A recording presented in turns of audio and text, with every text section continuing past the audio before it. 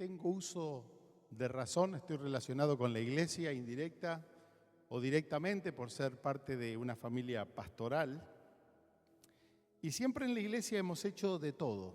De hecho, de niño yo disfruté la vida de la iglesia, sobre todo con un padre que era plantador de iglesias, andariego, inquieto, creativo, un hombre extraordinario, pero sobre todas las cosas un amor, una pasión por el Señor increíble, ¿no? Entonces, después cuando uno va creciendo también es como que le empiece a meter manos al asunto. Yo encontré que en la música había un lugar para que yo me conecte con la vida de la iglesia. Pero ¿sabe qué entendí con el tiempo? Que nada de eso es lo más importante de la iglesia. El hacer no es lo más importante, es el Señor. Porque un día, y para algunos falta poco tiempo, para algunos se les terminó el tiempo, o para otros espero yo que sea mucho tiempo más adelante, pero a la larga todo esto se va a terminar y nuestra única actividad que vamos a tener es estar adorando al mismísimo Señor. No vamos a tener que predicar, ni tocar la guitarra, ni nada de eso. Entonces yo digo, necesitamos cultivar lo que va a ser eterno. Servir al Señor es para la misión acá en la tierra. Y justamente de eso les quiero hablar, de una intimidad, de una comunión con el Espíritu Santo. Alguien dijo que si en los púlpitos no se predica de la cruz de Cristo, ese púlpito es más humanista que otra cosa. Pero si no se habla acerca del Espíritu Santo, nos quedamos huérfanos porque es Dios con nosotros, el Padre, en la obra de Cristo en la cruz del Calvario que estuvo consumada. Pero ahora el Dios con nosotros, Espíritu Santo, es el que habita, el que quiere conectar con nuestro espíritu. Y tener una vida de intimidad con el Espíritu Santo es una vida de intimidad con el mismo Dios. ¿Cuántos están conmigo en eso? Y quiero decirle algo. Todo lo que nosotros necesitamos lo tiene el Espíritu Santo. ¿Por qué? Porque es Dios. Para algunos que están en algunos otros caminos, esto que estoy diciendo es una aberración teológica. Para algunos es una fuerza, es el poder de Dios, algo que emana de Dios, pero no es la persona de Dios. Pero nosotros los que creemos en la sana doctrina, en la palabra enseñada por los apóstoles, por los pastores, por nuestros maestros, creemos que el Espíritu Santo es Dios y Él tiene todo lo que necesitamos. Necesitas consuelo. Qué increíble que el Espíritu Santo se le llama también el Consolador. ¿Cuándo necesito consuelo? Cuando estoy triste, cuando estoy mal, cuando estoy en luto, cuando estoy en pérdida. El Espíritu Santo nos va a guiar a toda verdad. Cuando no sé qué decidir, el Espíritu Santo tiene dirección para mi vida. Cuando me siento vacío, Dios dice, te quiero llenar por mi Espíritu Santo. Él manifiesta lo que está en el corazón del Padre. El Espíritu Santo no lo puede recibir el mundo. Es para nosotros. Diga, es para mí. Porque Dios es para mí. Y espero haberlos entusiasmado con este tema porque vamos a hablar del Espíritu Santo. Y le puse por título a esto que ya hace tiempo el Señor me viene movilizando. Es, cuídalo o se va. No se trata del marido, aunque a veces hay alguna coincidencia con algunas cosas que si nos cuidamos se va. Al Espíritu Santo también tenemos que aprender a convivir con Él, a apreciarlo y todo eso. ¿Sabe que en el Antiguo Testamento el Espíritu Santo se manifestaba en personas en particular para una misión en particular? Puedo nombrar una lista enorme de gente donde el Espíritu Santo descendía literalmente sobre la persona era ungida, Dios se manifestaba a través de esa persona, pero cuando terminaba la misión, el Espíritu se retiraba.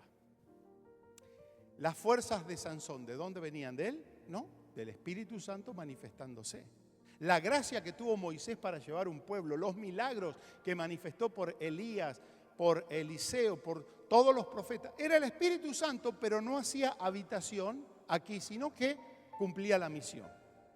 Luego viene un silencio de Dios, cuando el ser humano ya no estaba respondiendo a esa invitación amorosa del Señor a través de los profetas, del mensaje, a veces con amor y a veces con mucha exhortación. Pero cuando el hombre ya no estaba escuchando la voz de Dios, Dios no desperdició palabra. 400 años de silencio tenemos entre el Antiguo y el Nuevo Testamento. Pero ¿quién aparece abriendo una nueva etapa? El mismo Señor Jesucristo. Dios con nosotros vino a cumplir la misión, se hizo como nosotros. Él dependía del Padre. Y fíjense qué interesante que nos dice la palabra de Dios que el Espíritu descendió sobre Jesús, fue ungido, y cuando Jesús fue ungido, la unción le guió, le respaldó para que Él empiece a hacer un ministerio acá en la tierra, manifestando todo lo que había en el corazón del Padre. Por eso Jesús dependía directamente de lo que el Padre quería hacer. Él decía, entre algunas otras cosas, mi Padre trabaja, yo trabajo. Nada puede ser el Hijo sin el permiso del Padre. Y es interesante porque la palabra de Dios nos da testimonio de que si bien Jesús había renunciado a sus atributos, a sus beneficios como Dios acá en la tierra, pero Él fue revestido del poder del Espíritu Santo y empezó a hacer el ministerio de una manera sobrenatural. Ahí en Hechos capítulos 10, 38 dice, por ejemplo, los apóstoles dando testimonio de Jesús, cómo Dios ungió con, diga conmigo, el Espíritu Santo. Cómo el Padre ungió con el Espíritu Santo y con poder a Jesús de Nazaret, y cómo éste anduvo haciendo bienes y sanando a todos los oprimidos por el diablo, porque Dios estaba con él. Y nosotros, dicen ellos, somos testigos de todas estas cosas que Jesús hizo. ¿Dónde? ¿En el cielo? Diga conmigo, aquí en la tierra. Aquí en la tierra. Es interesante que Jesús por 3 años y medio desarrolló un ministerio poderoso. Y ese es el propósito de Dios, que aquí en la tierra se manifieste su reino. Y Jesús vino a poder establecer ese reino de Dios entre nosotros. Pero llegó el momento que Jesús dice, se terminó mi misión aquí. ¿Cómo, Jesús? Sí, ya no es necesario que yo me quede, porque lo que vine a hacer, yo lo hice. A lo suyo vino. ¿A qué vino Jesús? A lo suyo. A redimir al hombre del pecado, de la maldición, a reconciliarlo con el Padre, pero encomendaba un mensaje, porque esa salvación tiene que ser para todas las personas. ¿En qué estaba pensando Dios ese momento donde Jesús era tomado nuevamente, ascendido a los cielos? ¿Qué estaría pensando el Padre? ¿Cómo va a trabajar el Espíritu Santo acá en la tierra? A ver si ustedes adivinan conmigo qué fue el proyecto de Dios para que el Espíritu Santo se siga manifestando en la tierra. Obviamente pensó en la iglesia. Por favor, mire al que tiene al lado, Él es la iglesia y usted es la iglesia. Somos las personas que habitamos en este planeta, los llamados por Dios para poder ahora recibir la gracia, la virtud del Espíritu Santo, para que ese Espíritu Santo se siga manifestando y que el reino se siga manifestando en todos los lugares donde la iglesia manifiesta esa presencia. ¡Wow! Y aquí se pone lindo el asunto. ¿Por qué? Porque Jesús, al ascender, fue acompañado por 500 personas. 500 personas. Y Jesús le da la misión diciéndole, id por todo el mundo, hagan discípulos a todas las naciones, bautizándolos en el nombre del Padre, del Hijo y del Espíritu Santo. Y estaban los 500 ahí como motivados y entusiasmados por esto que Jesús le estaba diciendo que tenían que hacer. Vayan por todo el mundo y prediquen el Evangelio. El que creyere y fuere bautizado será salvo. Y aquí yo estoy con ustedes. Esto es lo más lindo que dice el Señor. Porque prediquemos o no prediquemos, o mientras estamos predicando también pasamos aflicciones.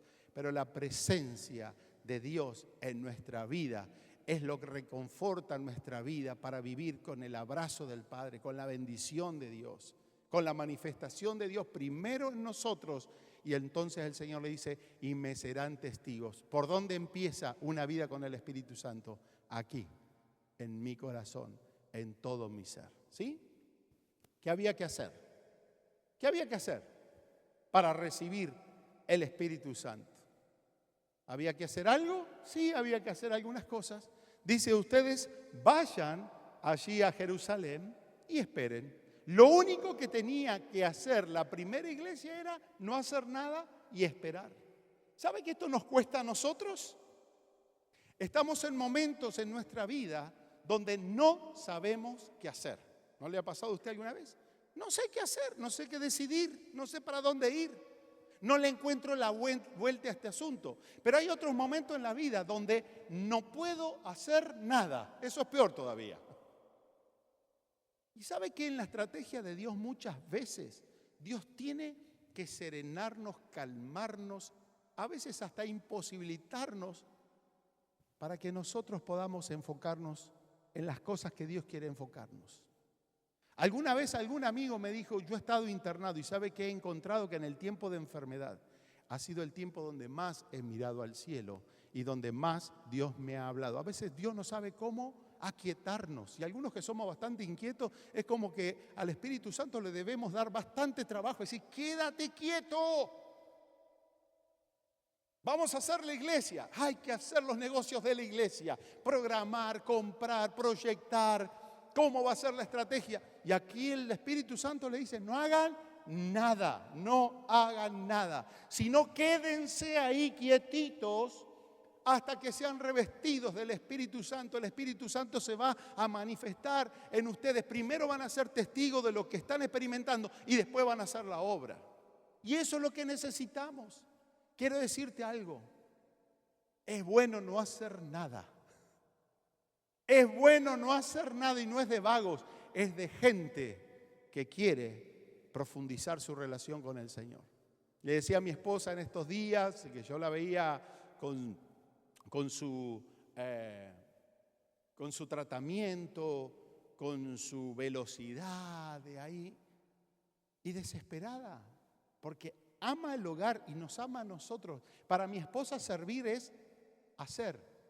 Para mi esposa amar es servir. En cada plato de comida yo siento el amor de mi esposa. Le puedo asegurar, aunque no tenga sal, tiene amor. Y a esa mujer le cuesta estar tranquila también. La vi desesperada, le digo, en quietud y en silencio y en reposo será tu fortaleza. Oh. Dios siempre está trabajando. En tu dolor, Dios está trabajando. En tu enfermedad, Dios está trabajando. En tu soledad, Dios está trabajando. En tu injusticia familiar, Dios está trabajando. Y nos manda a no hacer nada, a disfrutarlo a Él. Hablando de hogar y de cosas, ¿cuántas veces yo interpreto que lo único que quiere mi esposa es que no haga nada más a favor de la familia?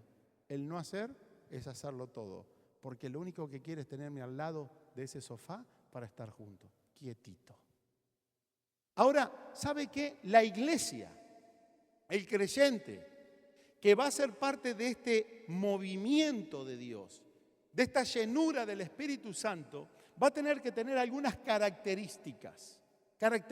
Son 4. Mire, la primera es presencia. Diga conmigo, presencia. Presencia, ¿por qué? Porque en ese momento donde Jesús les dice, quédense ustedes 500 ahí en Jerusalén, ellos estaban juntos y unánimes. Tenían que estar juntos, pero no era el juntos espiritualmente, era corporal y presencialmente. Siempre hacemos énfasis que la iglesia empezó como tiene que ser. Gente junta, cuerpos juntos. Gente como recién fuimos estimulados a darnos un abrazo, un beso. A veces no alcanza, yo voy a orar por ti, no alcanza. Una muestra de cariño, una comidita, un abrazo, distintas muestras son parte de lo que es la iglesia. Entonces ellos estaban juntos y unánimes y después cuando se derrama el Espíritu Santo hace énfasis en que todos los que estaban fueron llenos del Espíritu Santo. Los que estaban, presencia.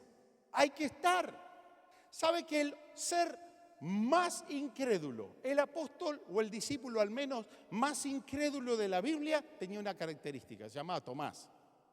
¿Lo conoce a Tomás? San Tomás tenía que tocar si no lo creía. ¿Por qué? Porque era incrédulo. ¿Por qué no avanzaba en la fe? Porque cuando Jesús, el Maestro, se manifestaba, él no estaba. Después lo veo por internet. Yo te puedo asegurar que hay momentos kairos de Dios que son irreemplazables.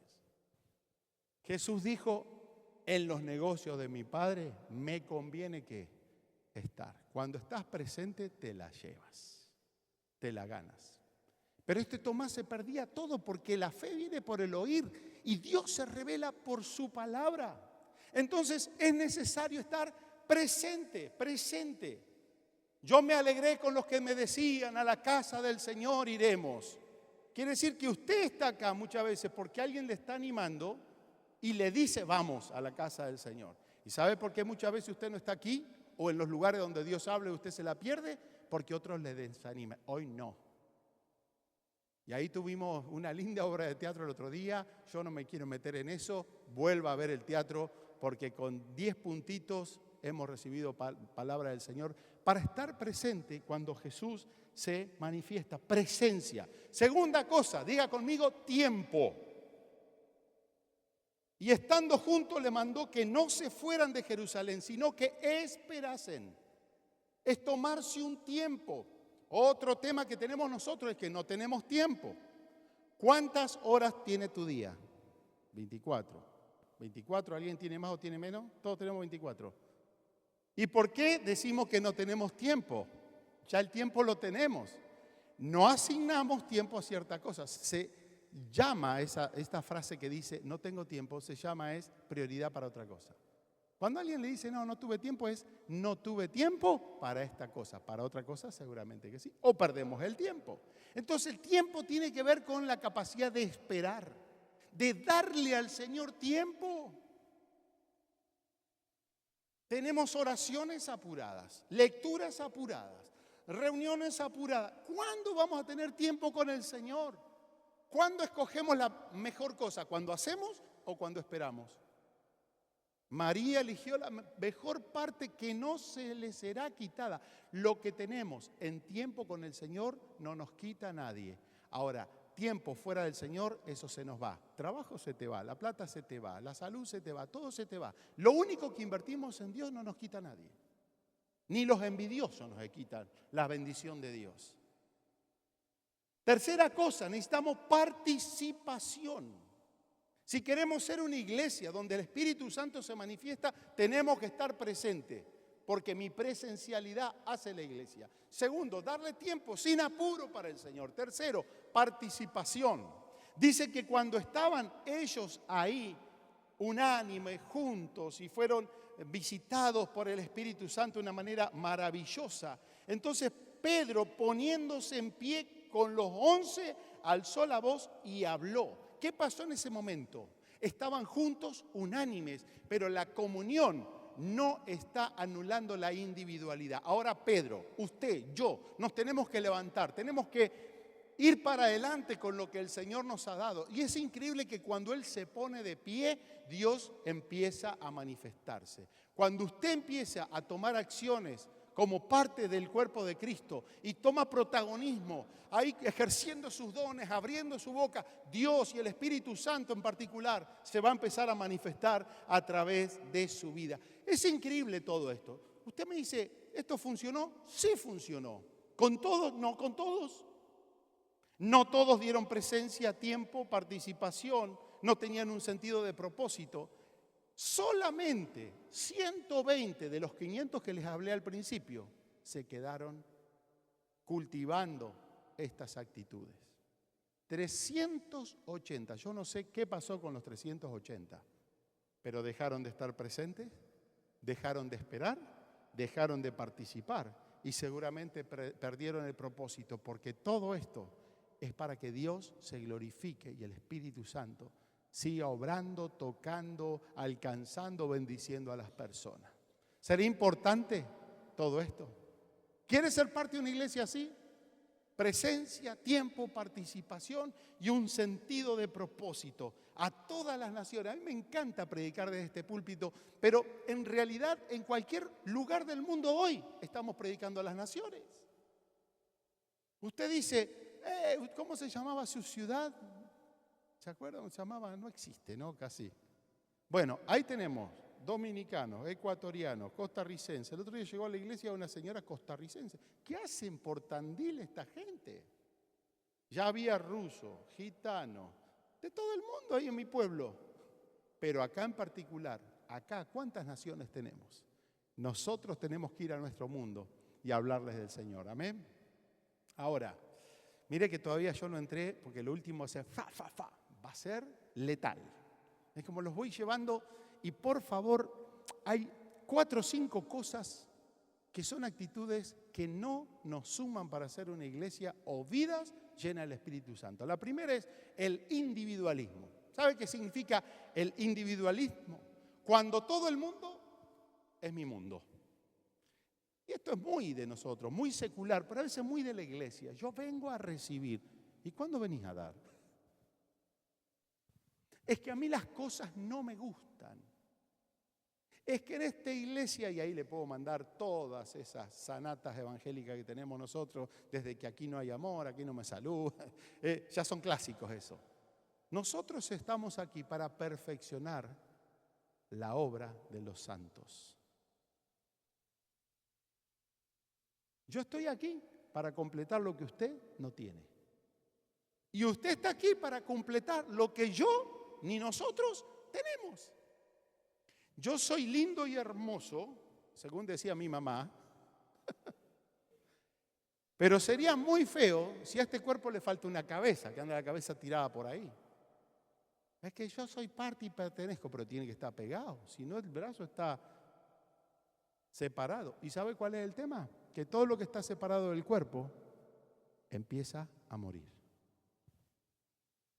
Usted ve a gente que no tiene pastor. Hoy está de moda, no, la iglesia universal es mi iglesia. Yo soy parte de la iglesia universal. Todos los pastores son mis pastores. Los veo en internet. Yo le ofrendo al pastor de no sé dónde. Todos son mis pastores. Como que hay gente que no tiene ese sentido de cuerpo. Y permítame, puede hablar muy lindo, pero espiritualmente, si no estamos conectados, estamos empezando a morir. ¡Wow! El no compromiso.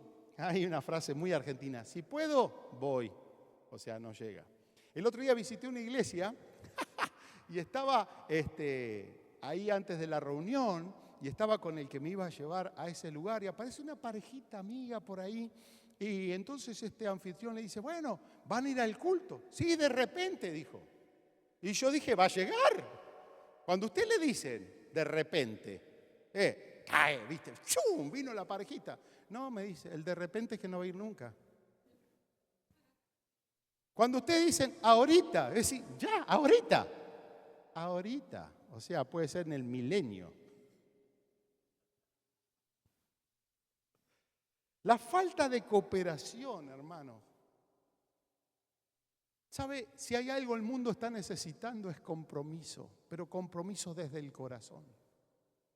Yo tengo amigos que ya no brillan tanto en sus púlpitos. Los púlpitos brillan por la oratoria, por las imágenes, por las redes sociales. Pero ¿sabe qué lindo es encontrar amigos míos? Y digo porque los conozco, a veces no los conozco a otros. Que me dan testimonio que el día lunes se van a pagar al banco los impuestos como es en nuestros países porque los viejitos no pueden caminar. Que están llevando comida. Puedo decir tantos ejemplos. Pero esto tiene que ver con cooperación, con corazón. Hay otros que no conectan por prioridades diferentes. La pasión está canalizada en cualquier cosa. Yo no entiendo a los pescadores. ¿Ustedes entienden los pescadores? Viajan, invierten. Que la cosa, que la cañita, que los equipos, que las licencias. Y vuelven, dice, casi lo agarré. Qué emoción que casi lo agarré. ¿No? Después otro dice, tuve una pesca terrible, así de grande. Es pasión. Tipos que se meten al mar, que tienen que empastillarse para estar bien, locos, pero es una pasión, es una pasión. Pero ¿sabe cuál es el tema? Que muchas veces Dios no es nuestra pasión. Y esa pasión que mostramos para cosas que no está mal. Usted sabe cuáles son mis pasiones también. Deberíamos ponerlo al servicio del Señor. Y hay algunos que tienen un desinterés total. Lo que le está diciendo siempre realmente a mí no me importa, ¿no? Pero mis queridos, creo que nosotros tenemos que empezar a ser esa iglesia, ser esos creyentes que estemos llenos de la presencia del Señor. Mire, el Espíritu Santo vino a la iglesia. Llegó el Espíritu Santo y todos los que estaban reunidos fueron llenos del Espíritu Santo y comenzaron a hablar en otro lenguaje. Mire, una persona llena del Espíritu Santo no habla barbaridades ni cosas raras. Se nota en la manera de hablar, el lenguaje de Dios. Una iglesia llena del Espíritu Santo habla el mismo lenguaje, las mismas palabras. Todos fueron llenos del Espíritu Santo. Dios te ha llamado a una iglesia para ser parte, pero como parte de esa iglesia, que sea lleno del Espíritu Santo de Dios. Porque una iglesia puede tener de todo, pero si no tiene el Espíritu Santo, es una iglesia pobre y vacía. Una persona puede saber mucho de la Biblia y tener experiencia ministerial, pero si no está llena del Espíritu Santo, es una persona vacía. Y de esto les quiero hablar, porque les quiero hablar 4 cosas importantes. Téngame paciencia, ¿por qué? Porque el Espíritu Santo ha venido a la iglesia históricamente hablando allí. Y el Espíritu Santo ha seguido habitando en esta iglesia por los siglos de los siglos. Pero hoy no toda iglesia ni todo creyente está llena de la presencia de Dios. Porque el Espíritu Santo reina cuando tiene un lugar apropiado. El Espíritu Santo no está en cualquier lugar. El salmista decía, Señor, ¿quién entrará en tu lugar santo? No es por hacer una reunión antes de una iglesia o cantar determinadas canciones o tener cierta liturgia que Dios se compromete a estar con esa iglesia. Muchas veces son iglesias de mala doctrina, de falta de santidad, de falta de temor de Dios, donde creen que está el Señor y el Señor no está en cualquier lado. Por favor, abra su Biblia porque yo quiero compartir esto, una revelación que Dios me dio a mí en este último tiempo. Ahí en Ezequiel, Antiguo Testamento, se está hablando del templo y se está hablando de que cuando se concluyó el templo, Dios vino a habitar esa casa. Y cuando hablo del tiempo ahí, o del templo en el tiempo del Antiguo Testamento, usted piense en nosotros que somos templo del Espíritu Santo. Y dice Ezequiel capítulo 10, verso 18, entonces la gloria de Jehová se elevó de encima del umbral de la casa y la gloria del Dios de Israel estaba por encima sobre ellos. ¡Qué hermosa imagen!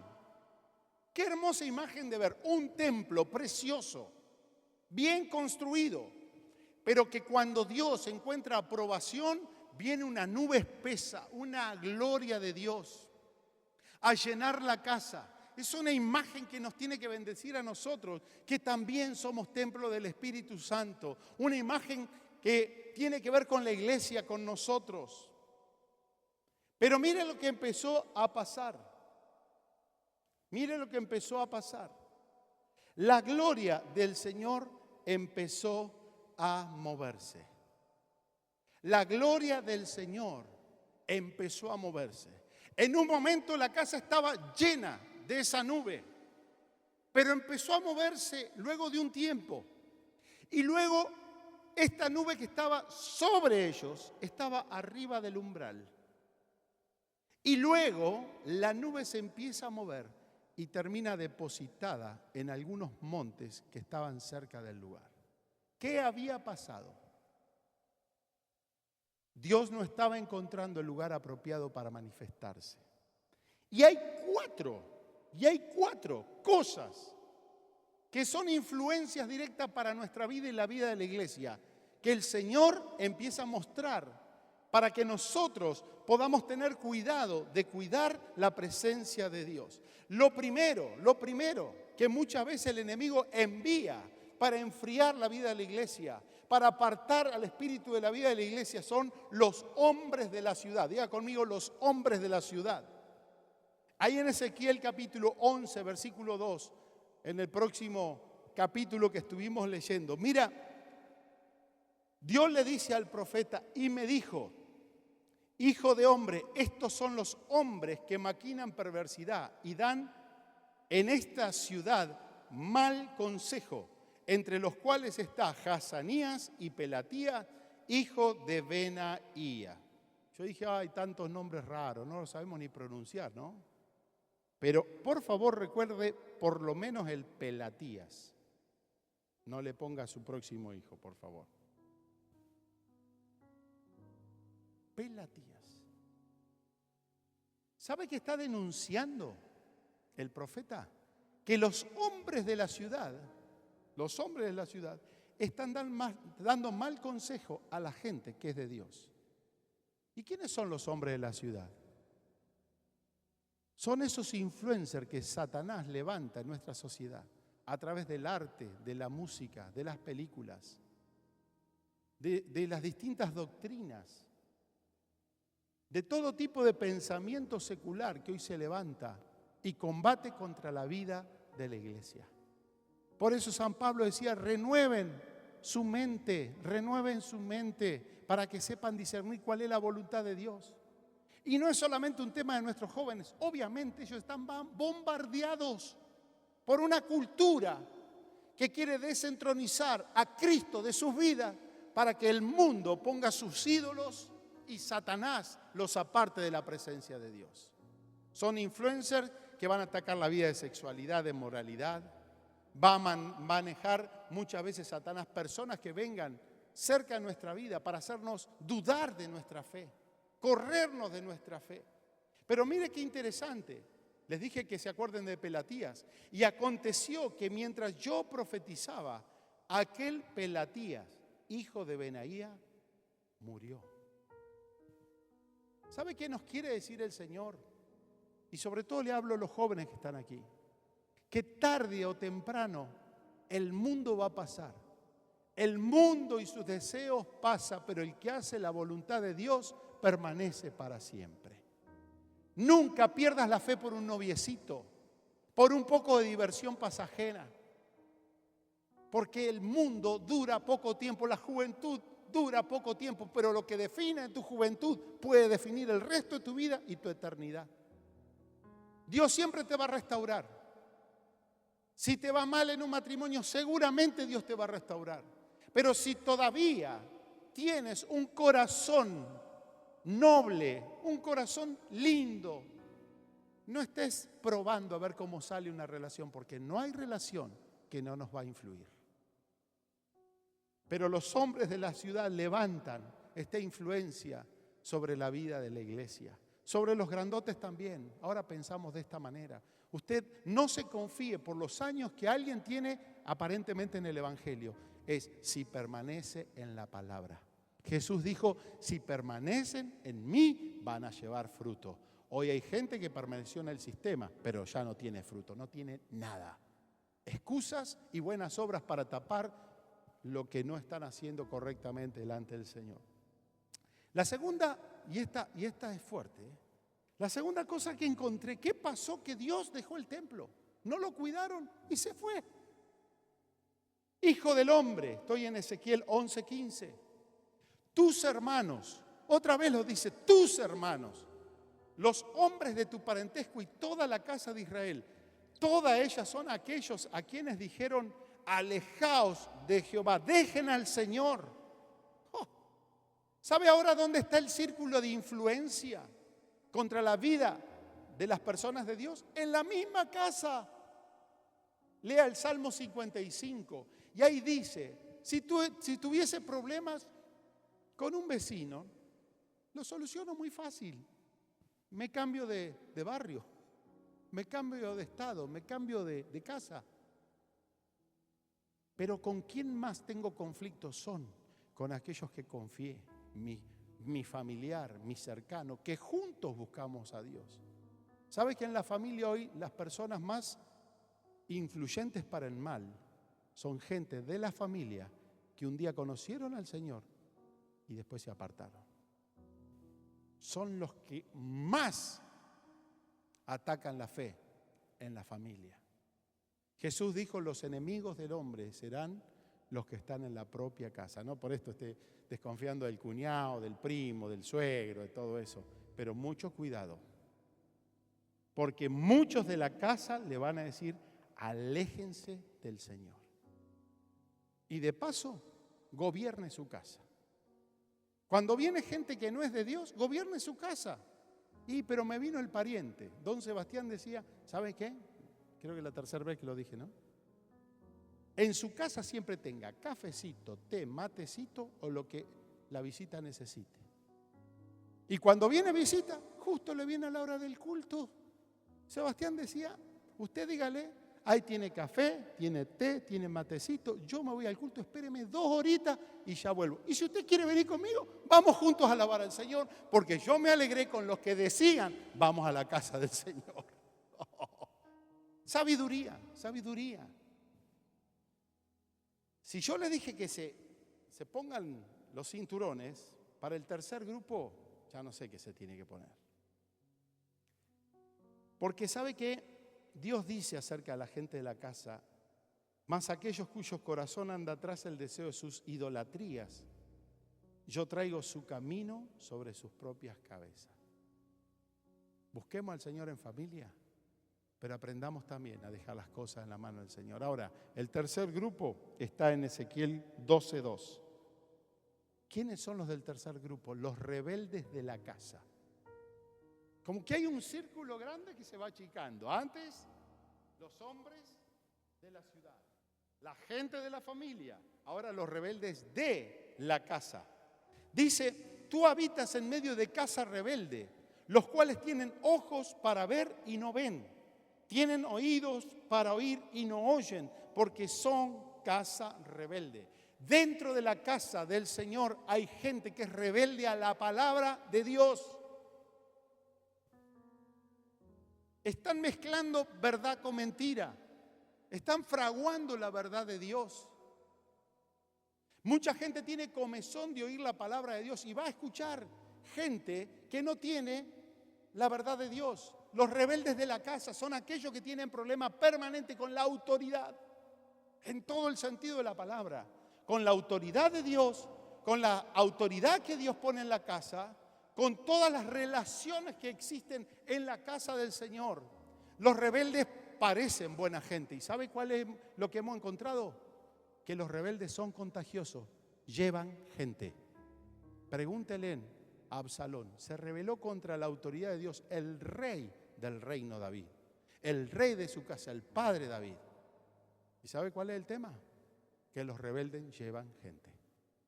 ¿Y sabe quiénes se van con los rebeldes? Los impíos y los que son simples, que no disciernen. Hoy la iglesia del Señor está llena de rebeldes que no se sujetan. Antes que usted reciba algo de alguien que no se sujeta, mire su background. Yo ahora me acostumbré a decir, muy lindo tu ministerio, ¿quién es tu pastor? Bueno, ¿sabes qué? Que Dios te bendiga, seguir participando, pero con vos no tengo. ¿Cuál es tu doctrina? Es que no, yo creo que el amor de Dios. ¿Y la otra parte cuál es? No me subo a ese carro. Porque Dios no respalda la obra que Él no establece. Amén. Y el último grupo es los que profetizan de su propio corazón. Otro tema muy de nosotros.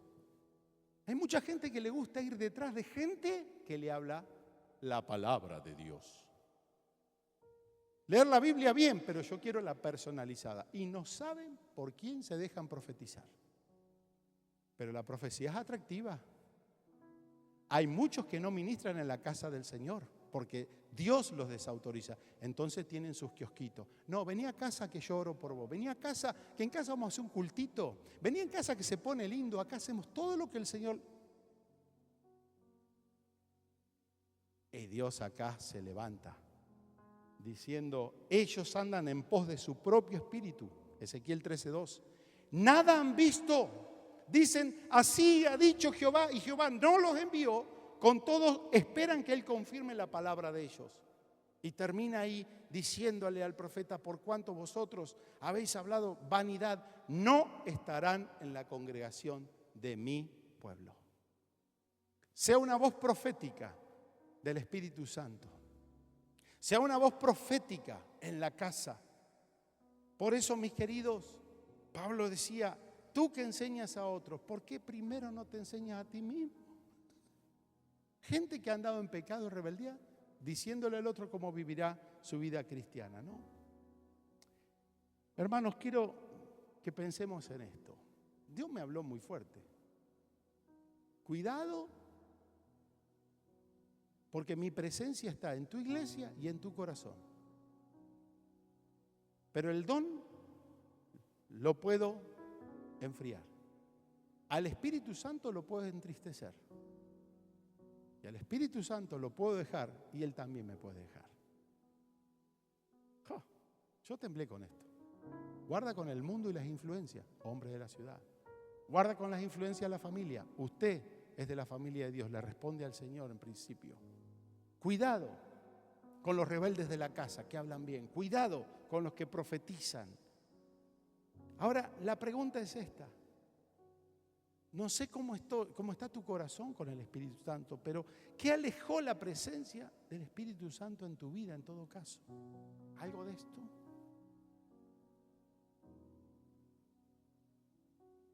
No nos hemos definido con el Señor, entonces no filtramos lo que es de Dios y lo que es profano.